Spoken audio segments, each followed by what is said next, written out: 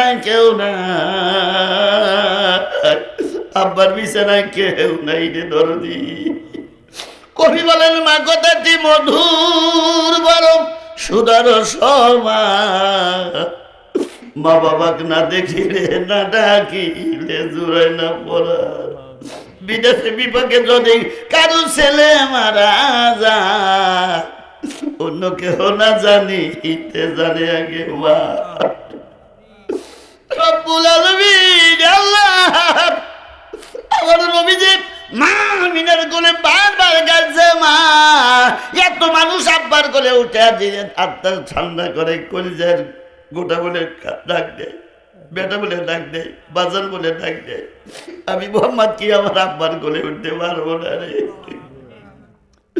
মা আমিনা দু চোখের পানি টস টস করে জমিনে ফেলে দেয়। বিশ্ব নবী ডাকতে কয়, মা আমি যখন আমার আব্বার কথা বলি, মা তোমার কেন দু চোখ দিয়ে কান্দার পানি পড়ে যায়? তুমি কি আমার আব্বাকে দেখাতে পারবে না?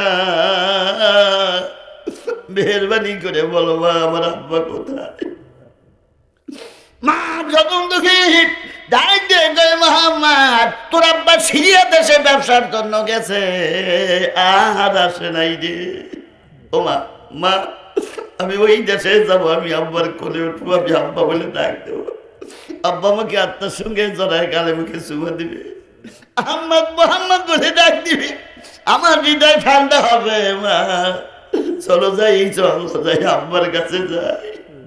আল্লাহর নবীর মা আমিনা ডাক দে বলে, হাদিস শরীফের ভিতরে আছে, ডাক দে কয় মা কখন যাবেন? নবী এই কথা বলার পর মা ডাক দে কয়, বেটা রাত্রি ফজর হলে ভিতর আব্বার কাছে নিয়ে যাও। নবী আমার রাত ভরা ঘুম পারে না রে। ফজর হলে কয় মা চলো যাই, আব্বার কাছে যায়।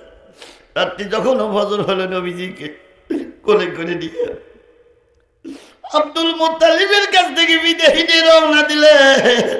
আব্বা যান, শ্বশুর আব্বা বিদায় দেন,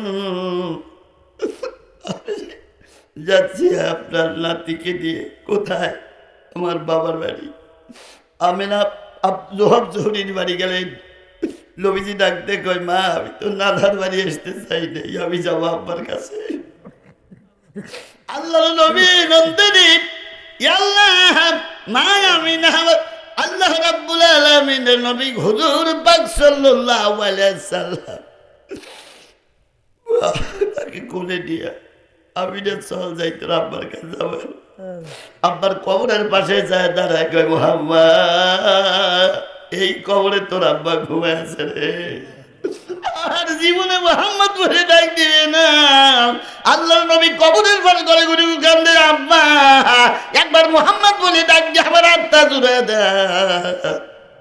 আব্বা আব্বা বলে কান্দে, কোনো খবর নেই। মা আমিনা কয়, স্বামী রে এক নজরও দেখলেন না কেন? আপনার কবরের মারফটিবার চাঁদ উঠে গেছে। আর ডাকতে কয়, মোহাম্মদ আয় আয় আয় আয় বাড়ি যাই, তোর আব্বা আর উঠবে না। নবীজিকে আত্মার সঙ্গে জড়াইয়া মা আমিনা নিয়ে যায়। নবী বারবার কবরের দিকে তাকায়। মা আমিনা কয়, ও মোহাম্মদ তুমি কি দেখো? ডাক দিয়ে কয়, মা আমার মনে হয় আমার আব্বা কবর থেকে উঠে এসে আমাকে মোহাম্মদ বলে ডাক দিয়ে আত্মাই নিবে রে। সম্ভব না, সম্ভব না। এই বলে কিছু দূর যাওয়ার পর আবন স্থানে যায়, ডাক দিয়ে কয়, বাবা আজকের জীবনের আমার শেষ সময় হয়ে গেছে, আমি আর বাঁচবো না, এখন মারা যাবো। নবীজি কান্দে, মা আমি কার কাছে থাকবো রে? কি আমার মুখে খাবার তুলে দেবে, কি আমাকে আসলে নিয়ে ঘুম পাড়াবে? আজকের থেকে আমি মোহাম্মদ সর্বহারা হয়ে গেলাম রে। ও আমি কার কাছে থাকবো? আল্লাহ মা দুনিয়ার থেকে বিদায় দিয়ে গেল, তার মা কবরে ছিলেন। আল্লাহ ওই মা বাবা যেন ঘুমের ঘরে ডাক দেয়, কই বেটা বিটি রে, তোরা কোরআন শোনার কারণে তোর মা বাবা আমরা জান্নাতের বাগানে ঘুম পাড়তেছি।